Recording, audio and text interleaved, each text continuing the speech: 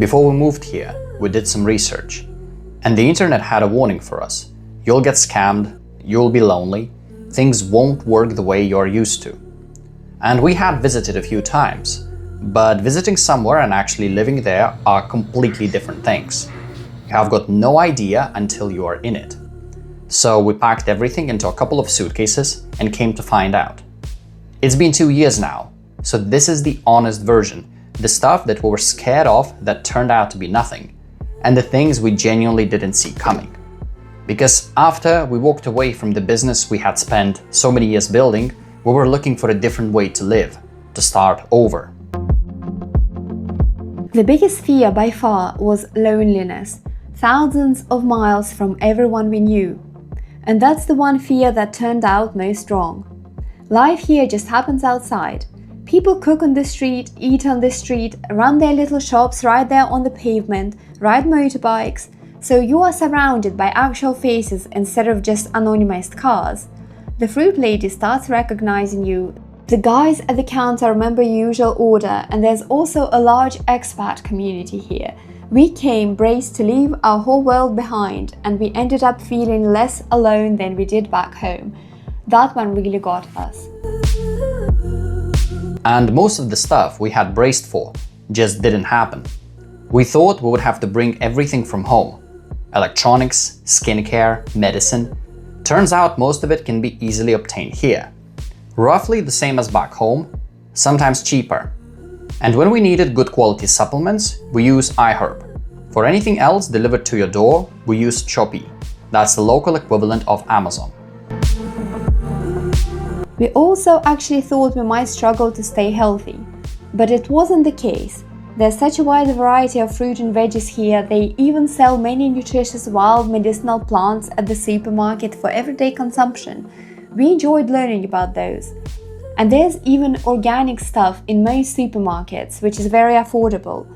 And most buildings just have a little gym downstairs, so we have no excuses to not exercise. These are just the little things that make life more convenient. The one thing that actually shook us was healthcare. We had a health emergency and we flew all the way back to Europe for answers. Specialist after specialist, we came away with nothing. So we came back to Bangkok and just walked into a local government hospital here. And that same day we saw a specialist, got the tests we had been asking for, and I remember we actually slept peacefully that night. First time in weeks. And it cost less than a dinner out. But the part that actually stayed with us was how fast the fear could turn into relief. You don't realize how much you need that until you're in that situation. We could never have anticipated that we will love living in Bangkok. We expected ourselves to have settled on some nice island. It turned out we fell in love with the big city and its character, and as a result, we have really enjoyed the months spent here. We had read every warning going about taxi scams, and then this happened.